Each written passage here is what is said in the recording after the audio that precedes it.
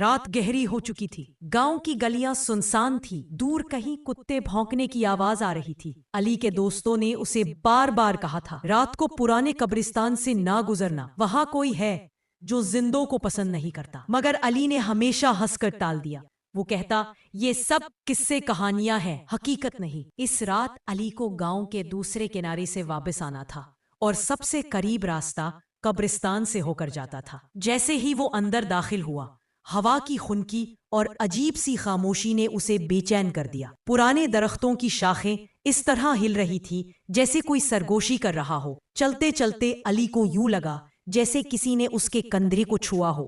وہ چونک کر پیچھے مڑا، مگر وہاں صرف اندھیرا اور قبریں تھی۔ اس نے قدم تیز کر دیے۔ اچانک بوسیدہ قبروں کے درمیان سے سرگوشی جیسی آواز آئی، ہم جاگ گئے ہیں، تم یہاں کیوں آئے ہو؟ ایک قبر کے قریب اسے مدھم روشنی نظر آئی۔ یہ ایسا لگ رہا تھا جیسے کسی نے وہاں چراغ رکھا ہو۔ علی جیسے ہی قریب گیا، چراغ خود بخود بجھ گیا اور زمین کے اندر سے سرد ہوا کا طوفان نکلا۔ اس ہوا کے ساتھ ہڈیوں کی کڑکنے کی آواز آئی۔ اچانک ایک پرانی قبر ہلنے لگی، مٹی اڑنے لگی اور ڈھکن کسمسانے لگا۔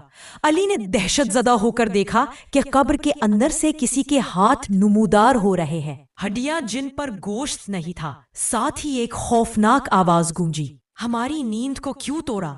اب تو بھی ہمارے ساتھ ہی رہے گا۔ علی نے بھاگنے کی کوشش کی مگر اس کے پیر جیسے زمین میں جکڑ گئے ہو۔ وہ چیخنے لگا مگر آواز حلق میں اٹک گئی۔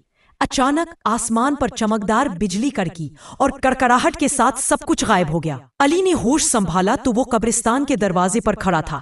وہ پسینے سے شرابور کانپتے ہوئے گھر کی طرف بھاگا۔ اس رات کے بعد اس نے کبھی قبرستان کا رخ نہ کیا، مگر ایک بات اس کے ذہن کو آج تک کھائے جا رہی ہے، جب میرے پاؤں زمین میں دھس گئے تھے اور میں ہل نہیں پا رہا تھا تو مجھے دروازے تک کس نے پہنچایا؟